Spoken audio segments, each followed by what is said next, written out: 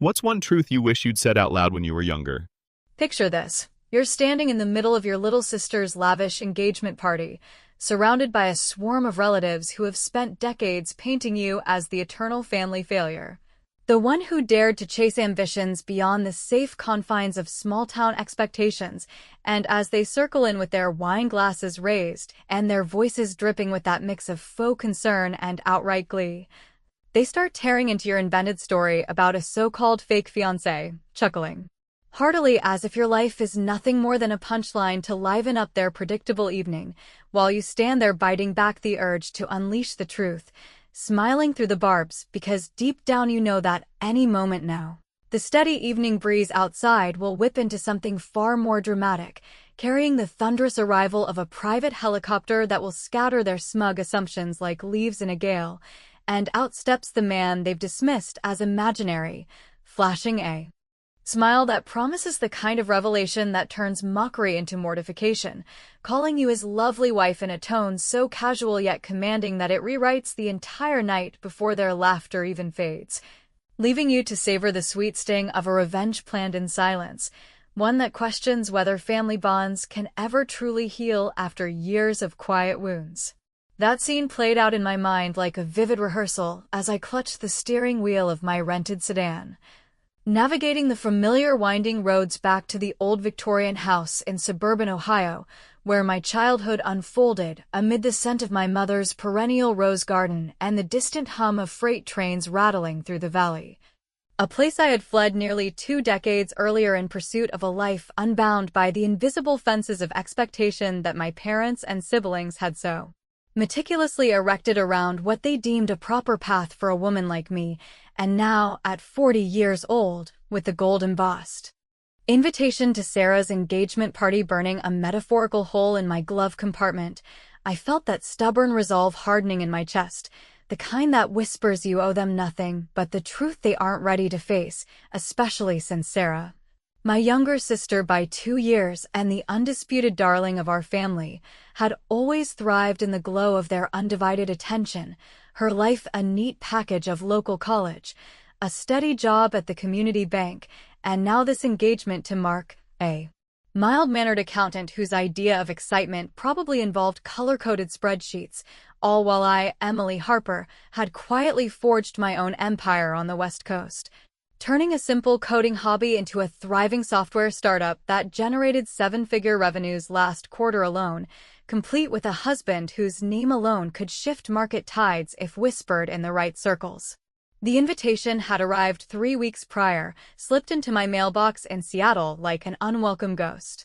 from a past I thought I'd outrun, its elegant script from Mom urging me to come home and share in the joy, laced with that subtle undercurrent of curiosity about my adventures that I knew translated to relentless probing over why I remained unmarried in their eyes, as if my independence was a flaw rather than a triumph, and as I had sat in my sunlit home office overlooking the Puget Sound that afternoon,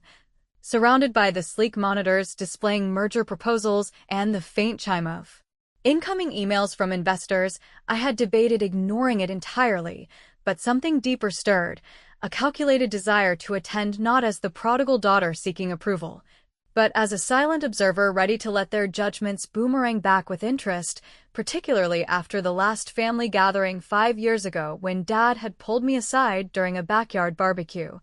his calloused hand on my shoulder as he suggested I might want to settle down before it's too late, his words echoing the chorus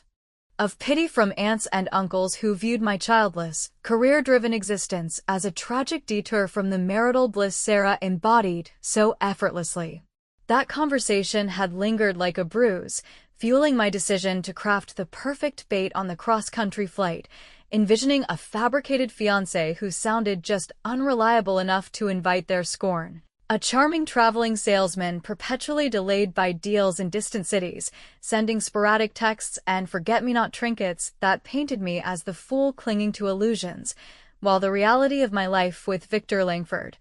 the enigmatic investor I had married in a discreet courthouse ceremony 2 years prior, remained my closely guarded ace, Our union born from a chance encounter at a tech conference in Las Vegas, where his incisive questions during my panel presentation evolved into late-night strategy sessions over bourbon, culminating in a proposal amid the red rock trails of the nearby desert that felt as natural as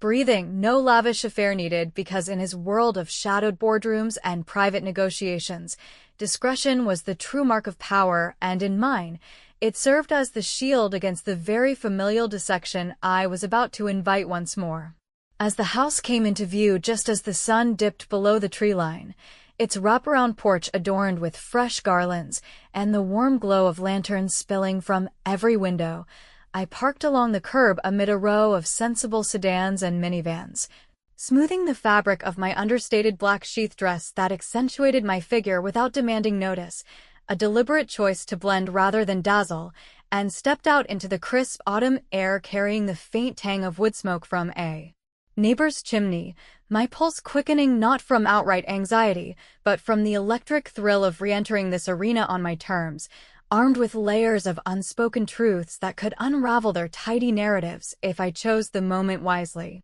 Mom spotted me. First from the front doorway, her figure framed by the soft interior light as she waved enthusiastically, her face alight with that performative warmth she reserved for social occasions. The kind that masked the underlying disappointment she had never quite voiced, but always implied through sighs and sidelong glances whenever I visited, and as I ascended the steps, embracing her briefly in a hug that smelled of vanilla and faint cigarette smoke. Despite her denials, she pulled back to appraise me with those sharp blue eyes inherited from Grandma, exclaiming how marvelous it was to have her eldest daughter home again after so long, her tone weaving in questions about the flight and my work without pause, leading me inside where the foyer buzzed with arriving guests, the air thick with the aroma of catered hors d'oeuvres and the murmur of conversations laced with anticipation for the evening's festivities. Sarah emerged from the living room then, radiant in a pale blue gown that highlighted her engagement ring's modest sparkle, her smile genuine, yet tinged with the subtle competitiveness that had simmered between us since childhood. When she absorbed praise for her straight-A report cards and piano recitals while I earned scoldings for my daydreams of Silicon Valley escapes, and as she hugged me tightly, whispering how thrilled she was that I made it despite my hectic schedule, I caught the flicker of curiosity in her gaze toward my bare ring finger, the first subtle probe in what promised to be a night of escalating inquiries, with Dad lingering nearby by the staircase, his broad frame clad in a seldom-worn blazer as he nodded approvingly and asked if I was traveling alone these days, his words hanging expectant in the air like the opening move in a game I had long mastered the art of playing close to the vest, because as the group began to coalesce around the entryway, exchanging pleasantries and compliments on Sarah's glow, I sensed the undercurrents shifting toward me, the inevitable dissection of my solitary arrival poised to ignite, setting the stage for the laughter they would soon unleash at my expense, unaware that the real winds of change were already stirring just beyond the horizon. As the initial flurry of greetings settled into a more relaxed hum within the familiar confines of the living room, where the worn leather sofas still bore the indentations from countless family movie nights, and the mantel above the fireplace displayed a gallery of framed photos chronicling Sarah's milestones from ballet recitals to her college graduation, while mine seemed curiously absent or tucked into the corners as afterthoughts, I found myself drifting toward the kitchen under the pretense of fetching a glass of water, needing a momentary buffer against the tide of expectant faces that always seemed to appraise my life choices as if they were exhibits in a cautionary museum, and it was there, leaning against the cool granite countertop that Mom had proudly installed 5 years ago after Dad's modest promotion, that my thoughts inevitably pulled me back through the tangled corridors of memory to the very origins of this familial rift, those formative years when the seeds of resentment took root amid the everyday rituals of suburban existence, starting with the summer after my high school graduation when I had burst into the dining room one humid evening, my acceptance letter from the University of Washington clutched in my trembling hands like a ticket to freedom, only to face the wall of disapproval from my parents who envisioned me staying local, Perhaps commuting to the state university while working part-time at Dad's auto shop to keep my feet on the ground. As they phrased it, their voices laced with that protective concern which masked a deeper fear of losing control over the narrative of our family's stability, and Sarah, perched at the table with her homework spread out,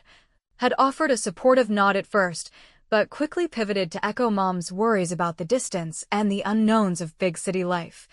Her own path already mapped toward the safety net of community college and a future intertwined with the neighborhood boys who knew every pothole on Main Street. That decision to leave marked the first real fracture, widening over the subsequent years as my phone calls home grew infrequent amid the whirlwind of late-night coding sessions in cramped dorm rooms and internships that demanded every ounce of my focus,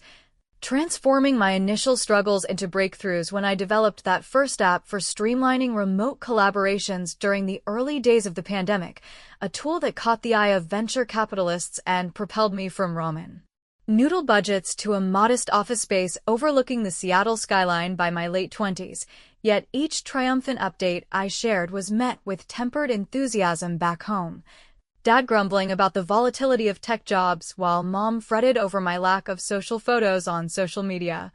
interpreting my silence on personal matters as evidence of isolation rather than the deliberate choice to shield my vulnerabilities from their well-intentioned but wounding judgments, and it was during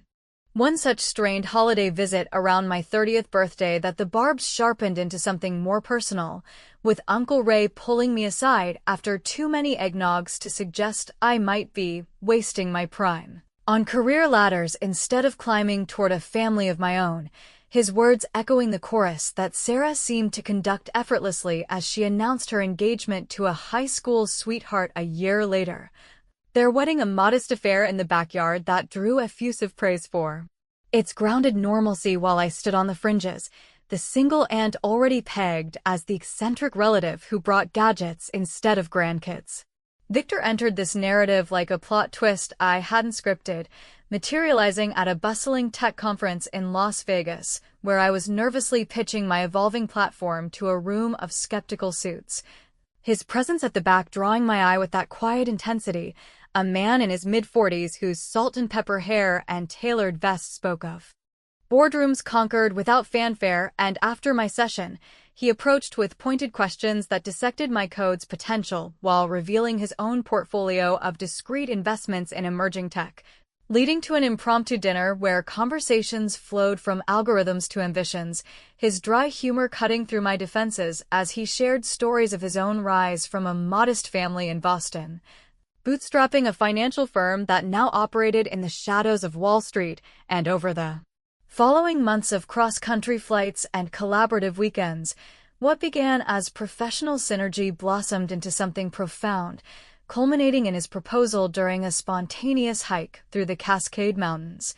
where under a canopy of evergreens he knelt not with a diamond but with a simple platinum band, vowing to build empires side by side without the distractions of public spectacle, and we sealed it 2 weeks later in a Seattle courthouse, our witnesses limited to his trusted assistant and a barista from our favorite coffee spot, choosing anonymity because Victor's world thrived on calculated privacy, much like mine did in evading the familial spotlight that could only complicate our unorthodox harmony. Returning to the present as I sipped my water in the kitchen, the clink of glasses from the adjacent room pulling me back, I slipped my phone from my pocket to check a message from Victor that had arrived mid-flight. His words a blend of affection and mischief, encouraging me to stir the pot just enough to season the stew, which elicited a quiet chuckle from me because he alone understood the therapeutic value of this controlled chaos. The way enduring their pity could sharpen my appreciation for the life we'd carved independently, and just as I pocketed the device, Sarah appeared in the doorway, her gown swishing softly as she linked arms with me and steered us toward the growing assembly in the living room, where Dad held court near the fireplace,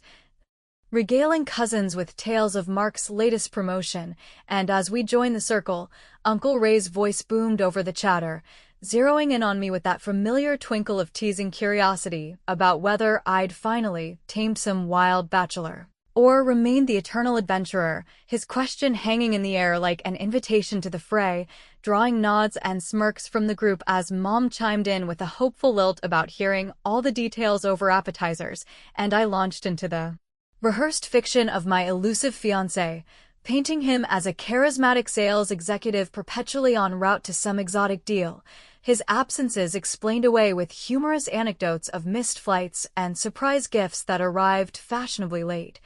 which prompted the first waves of light-hearted ribbing, Aunt Linda quipping that he sounded more like a ghost than a groom while Sarah's laughter tinkled like wind chimes, masking whatever flicker of her own insecurities about comparisons, and as the jabs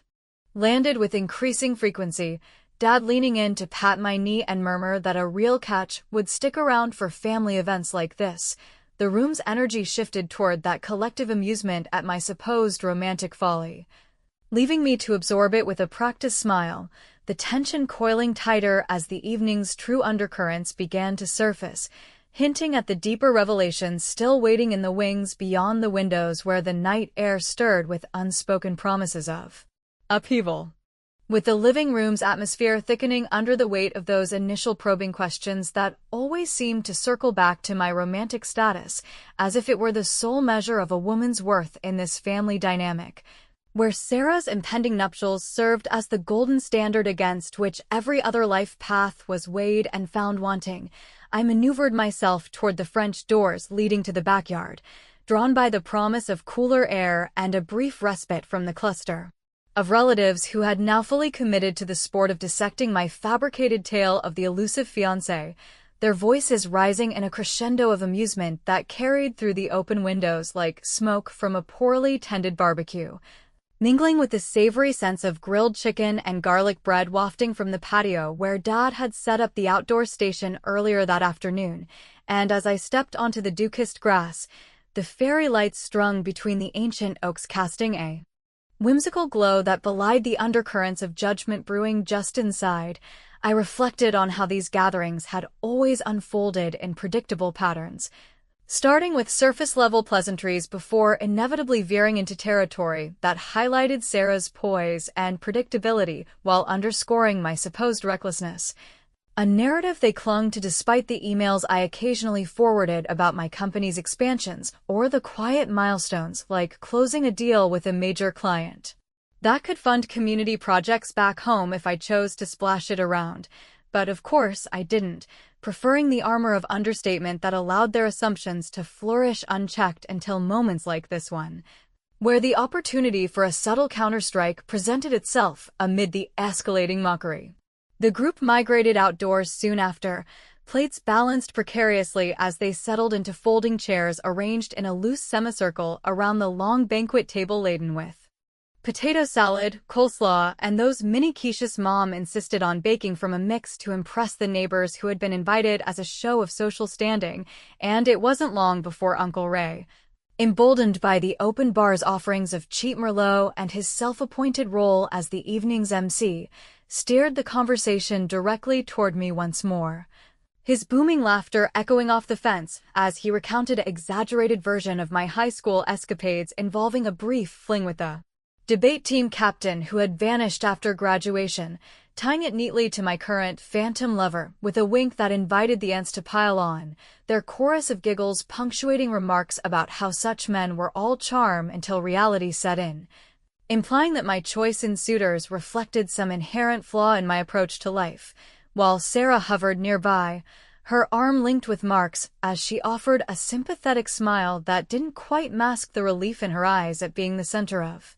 admiration rather than the target, and I absorbed it all with a measured nod, my internal monologue churning with wry observations on what a bunch of nosy busybodies they could be when left to their own devices,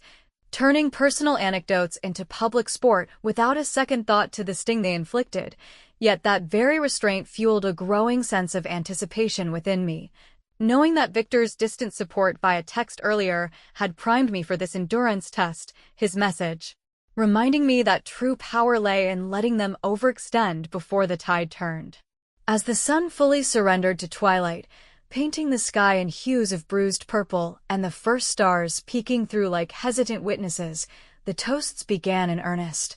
Glasses clinking to Sarah and Mark's future filled with the hallmarks of Midwestern reliability, home ownership, weekend barbecues, perhaps a couple of kids to carry on the family traditions, each speech laced with backhanded compliments toward me. Like Cousin Jenna's quip about how my adventurous spirit might finally find a harbor if I traded in the jet-setter's stories for something more tangible, her words drawing a fresh round of chuckles that rippled through the assembly. Dad joining in with a paternal chuckle as he raised his beer and suggested that even fictional fiancés deserved a nod for keeping the family entertained, the collective mirth swelling to drown out the soft strains of the string quartet playlist drifting from the speakers. And in that moment of peak ridicule, where I stood slightly apart nursing a glass of iced tea to maintain my clarity amid their tipsy haze, I spotted the perfect opening for a small act of reprisal when Aunt Linda, mid-sip, launched into her own tale of youthful indiscretions that she had wisely abandoned for the security of her marriage to Uncle Ray, only for me to interject smoothly with a casual observation that not all risks led to dead ends, pointing out how her own sensible choice had somehow resulted in Ray's perpetual string of half-baked side hustles that kept the household finances on a perpetual roller coaster. My tone light and laced with just enough humor to pass as friendly banter, but sharp enough to expose the cracks in their pedestal of perfection, causing Ray to choke on his drink while Linda flushed crimson and the laughter faltered into awkward coughs. A fleeting victory that tasted like the first bite of forbidden fruit, satisfying in its wit without derailing the evening's flow, though it only seemed to embolden the others to double down, Sarah's fiancé Mark offering a tentative defense that came off more as pity, his eyes flicking toward me with an empathy that bordered on uncomfortable. As if he sensed the deeper layers I kept veiled, and as the group dispersed momentarily to refill plates, the conversation splintering into smaller clusters buzzing with whispers about my colorful life, I felt the internal conflict intensify. A part of me yearning to shatter the facade right there with tales of boardroom triumphs and the ring hidden in my clutch, yet the larger strategy demanded patience, making me question my own choices even as the audience in my mind rooted for an outburst that I withheld, heightening the emotional tug-of-war between vulnerability and vindication. The night deepened with dessert trays circulating, cheesecake slices garnished with fresh berries that Mom had foraged from the garden earlier in the week, and the mockery evolved into more pointed jabs, with Dad pulling me aside under the guise of fatherly advice to urge me toward real connections, like Sarah's, his breath warm with hops as he lamented how my independence might leave me regretting the empty chair at future tables. Words that twisted like a knife despite their intent, stirring a whirlwind of disagreement within any listener who valued self-determination over conformity, and just as I formulated a deflecting response, a subtle shift registered in the atmosphere, the balmy air cooling abruptly as a breeze rustled the leaves overhead with unusual insistence, carrying with it a faint, rhythmic thrum from the distance that vibrated through the ground like the prelude to an unforeseen tempest.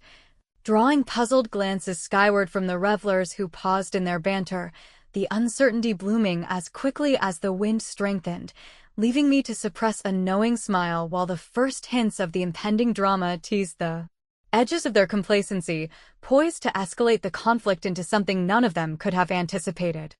As the dessert plates cleared away amid the lingering sweetness of berry compote and the faint bitterness of coffee brewing in the kitchen to chase away the evening's indulgences, the group's energy shifted from jovial toasting toward a more intimate probing that felt like fingers sifting through the layers of my carefully constructed facade. The fairy lights now twinkling with a conspiratorial gleam as if illuminating the hidden fault lines in our family tapestry, where Sarah's engagement served not just as celebration but as a mirror reflecting back what they perceived as my deficiencies, and I navigated the tightening circle of relatives by the fire pit, its flames crackling softly against the encroaching chill that the earlier breeze had heralded, positioning myself near the edge where the shadows offered a semblance of retreat while allowing me to observe the subtle alliances forming. Like the way Aunt Linda huddled with Mom exchanging whispers about my persistent singledom. That carried just loud enough to sting, implying that my tales of the fictional fiancé were nothing more than a desperate bid for relevance on Sarah's big night. A narrative that Dad reinforced with his rumbling interjection as he refilled his mug, suggesting in that avuncular tone laced with condescension that perhaps I should consider setting the stories aside to focus on what really matters, his eyes flicking towards Sarah and Mark, who stood entwined by the rose arbor, their picture of domestic harmony drawing sighs of approval from the aunts while underscoring my isolation in their eyes. And yet beneath my composed exterior, a well of wry amusement bubbled up at the irony of it all. Knowing that their barbs glanced off the armor forged from years of proving them wrong in silence, my software empire expanding quarterly with innovations that streamlined industries they barely understood. All while Victor's steady partnership anchored me in ways their version of stability could never touch. The mockery peaked then in a volley that felt orchestrated, Uncle Ray launching the next salvo with a theatrical recounting of my college days when I had skipped a family Thanksgiving to attend a hackathon, framing it as evidence of my commitment issues that extended to relationships, his laughter booming as cousins nodded along, adding their own embellishments about how such independence often led to lonely holidays, and Sarah, perhaps emboldened by the wine or the spotlight, chimed in with a light-hearted quip about how my phantom beau might learn a thing or two from Mark's reliability, her words landing with a sibling sharpness that masked deeper resentments, like the unspoken jealousy over my freedom to chase horizons while she navigated the expected route. And in that charged moment, as the fire's warmth did little to dispel the interpersonal frost settling over the gathering, I discerned a twist in Mark himself, his usually placid demeanor cracking when he pulled Sarah aside for a murmured exchange that I overheard fragments of, something about mounting debts from his firm's recent scandals that threatened their idyllic plans. A hidden resentment bubbling in his voice that hinted at envying my unencumbered path even as he played the stable groom, his glance my way carrying not pity, but a flicker of calculation, as if weighing whether my fake life held secrets worth exploiting, which only heightened the internal dilemma churning within me, making me question the wisdom of prolonging this charade when a single revelation could upend their world, yet the allure of a more satisfying reprisal, one that let their overconfidence unravel thread by thread, held me in check, fostering that audience-disagreeing patience where empathy for my restraint warred with the urge for immediate justice. My wit surfaced in deflection as the probing deepened, with Mom drawing me into a side conversation under the pretense of admiring my earrings, only to steer toward gentle nagging about settling down before options dwindled, her concern laced with the implication that Sarah's path was the model I should emulate, prompting me to respond with a casual aside about how true partnerships thrived on mutual respect rather than societal checklists. My words pointed enough to evoke a pause in her litany while drawing a surprised chuckle from a nearby cousin who seemed to glimpse the steel beneath my smile, a small revenge in the form of planting doubt without confrontation, witty in its subtlety as it mirrored their judgments back at them, exposing the fragility of their assumptions about what constituted success. And as the evening wore on with the playlist shifting to slower melodies that encouraged couples to sway near the lights, the wind outside gathered force, rustling the leaves into a symphony of whispers that mirrored the growing unease in the air, gusts whipping the tablecloths and scattering a few stray napkins like omens of disruption, drawing complaints from the elders about the unseasonable weather while younger guests speculated on a storm front rolling in from the lake. But I registered the deeper rhythm beneath it, that mechanical undertone building from afar like the heartbeat of an approaching reckoning. And when Uncle Ray attempted another jab, likening my fiancé's absences to the vanishing act of a magician who couldn't commit to the trick, I countered smoothly by noting that some illusions proved more enduring than the plainly visible ones, my tone infused with humor that left him grasping for a retort, the exchange eliciting murmurs of intrigue from the periphery, further eroding the ease of their ridicule as Mark's tension visibly mounted,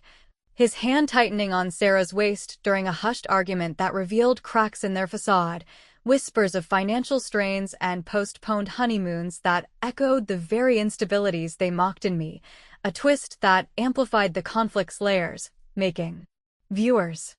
ponder the hypocrisies at play while I maintained my vigil, the uncertainty thickening like fog as the thrum intensified, vibrating through the ground and silencing stray conversations, heads turning toward the fence line where shadows danced under the moon's pale watch. The pandemonium ignited fully when the roar crescendoed into clarity, rotor blades churning the night sky as spotlights pierced the darkness from beyond the property's edge. The helicopter's descent into the adjacent field sending eddies of dust and debris swirling toward the party like a directed assault on their complacency, gasps rippling through the assembly as Dad bellowed questions about permits and intrusions, his face a mask of indignation while Mom clutched her sweater against the onslaught, and Sarah's eyes widened in confusion tinged with accusation as she turned to me, the family's suspicions converging on my earlier tales as if this spectacle were the absurd extension of my fiction, Uncle Ray's sarcasm peaking in a shout that perhaps my bow had upgraded to aerial drama, but amid the chaos, Victor's silhouette emerged from the craft, striding purposefully through the gate with an air of unhurried authority that cut through the turmoil. His presence alone shifting the dynamic from mockery to mesmerized awe, leaving the revelation teetering on the brink as the wind's dramatic fury began to subside, poised to deliver the ultimate twist that would redefine the night in irreversible strokes. As Victor's figure fully materialized under the residual swirl of the helicopter's downdraft that still tugged at the edges of the party decorations like remnants of a hastily discarded veil, his stride carried that innate assurance born from years of navigating high-stakes negotiations where a single word could alter fortunes, and the family's collective gaze locked onto him with a mixture of incredulity and dawning recognition that this was no mere interruption, but an intrusion laced with purpose, the kind that demanded recalibration of every assumption they had so freely voiced earlier in the evening. While I stood at the periphery absorbing the shift in power dynamics that unfolded before me like the final act of a play I had directed from the shadows, my heart thrumming with a blend of vindication and the faint unease that always accompanied such exposures, wondering if this bold arrival would mend the fractures or merely highlight them in sharper relief for all to see. He paused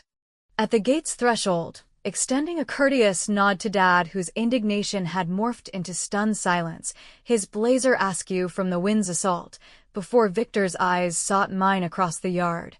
softening with that private warmth reserved for our unguarded moments amid the chaos of board meetings and spontaneous getaways, and as he closed the distance, weaving through the frozen tableau of relatives who parted instinctively like waves before a prow, he reached me with a gentle touch too. My elbow that grounded the whirlwind, turning then to the assembly with a voice steady and resonant, announcing his apologies for the tardy entrance due to congested airways from the city, but affirming that he could not possibly miss the opportunity to honor my sister's engagement alongside his lovely wife and her cherished family, the word wife resonating through the night air like a clarion call that shattered the fragile edifice of their earlier mockery, eliciting a cascade of reactions. From Sarah's gasp that bordered on betrayal to Uncle Ray's muttered expletive under his breath that betrayed his discomfort at being outmaneuvered, while Mom's eyes welled with tears that blurred the lines between joy and the sting of overlooked truths, and in that instant, the clever architecture of my revenge crystallized, not in explosive confrontation but in the quiet potency of revelation that forced them to confront their own blindness, a witty inversion where their laughter at my supposed fiction boomeranged into self-recrimination, satisfying in its precision as Victor slipped the concealed ring from my clutch and onto my finger with a flourish that drew murmurs of awe from the cousins who now scrambled to recalibrate their narratives. The aftermath unfolded in a haze of fragmented dialogues and tentative overtures, with Dad approaching first, his handshake firm yet tentative as he demanded details on how this had transpired without a whisper to the family, his voice roughened by the beer and the blow to his paternal authority, prompting Victor to recount our elopement in measured tones that wove professional synergy into romantic inevitability, mentioning the courthouse vows 2 years prior without delving into the empires we had co-built through investments that stabilized my startup amid market volatilities, all while deflecting deeper probes with anecdotes of shared travels that painted us as equals in ambition rather than the tycoon and damsel trope they might have imagined. And Sarah, recovering her composure with a hug that felt laced with newfound respect tinged by the shadow of envy, whispered questions about the secrecy that carried an undercurrent of hurt, as if my hidden happiness diminished her spotlight. Her engagement ring now paling in comparison to the implications of Victor's arrival that hinted at lifestyles far removed from her budgeted dreams. While Mark lingered at the edges, his earlier tensions with Sarah amplified by this display of unassailable security, his congratulations strained as he eyed the helicopter like a symbol of the financial freedoms he secretly coveted amid his firm's troubles, a twist that added layers to the interpersonal web, making me ponder whether his sympathy earlier had been genuine or a veiled bid for alliance in ways I hadn't anticipated. Apologies trickled in amid the dispersing guests, Aunt Linda's profuse regrets for her earlier quips delivered with flushed cheeks that spoke to her discomfort at misjudging the sister she had pitted, and Uncle Ray's gruff admission that perhaps he had jumped the gun on the teasing, his words a grudging concession that fueled my internal amusement at how swiftly their superiority complex crumbled under the weight of unforeseen reality. Yet the emotions stirred a complex brew within me and any attuned listener, fostering disagreement with my prolonged silence that had allowed such wounds to fester, evoking empathy for the restraint born from self-preservation, even as it highlighted the cost of withheld truths in family bonds that now teetered on the brink of tentative reconciliation or deeper rifts. As the party wound down with hurried cleanups and exchanged numbers for future visits that carried the fragility of promises made in shock, Victor drew me aside near the arbor. His explanation for the impromptu landing revealing a blend of intuition from my midday texts sensing my fraying patience and a desire to assert our partnership publicly for once. His motives layered with that protective streak that always left me questioning whether it stemmed from unwavering support or a subtle assertion of control over the narratives encroaching on our private world. And boarding the helicopter together as the rotors whirred back to life, lifting us above the shrinking tableau of the backyard where figures waved tentatively below. I leaned into his shoulder amid the ascent's hum, savoring the afterglow of the night's triumph that had rewritten their perceptions in indelible ink. Yet lingering ambiguities clouded the horizon. Would Sarah bridge the gap with authentic outreach or harbor resentments that poisoned future interactions? And had this exposure invited the very intrusions we had avoided, pulling our shielded life into the orbit of familial expectations that might demand more than we wished to give? Leaving the future suspended in thoughtful uncertainty as the lights of Ohio faded into the vast night sky, a canvas for reflections on forgiveness, independence, and the elusive nature of closure in the ties that bind and sometimes chafe.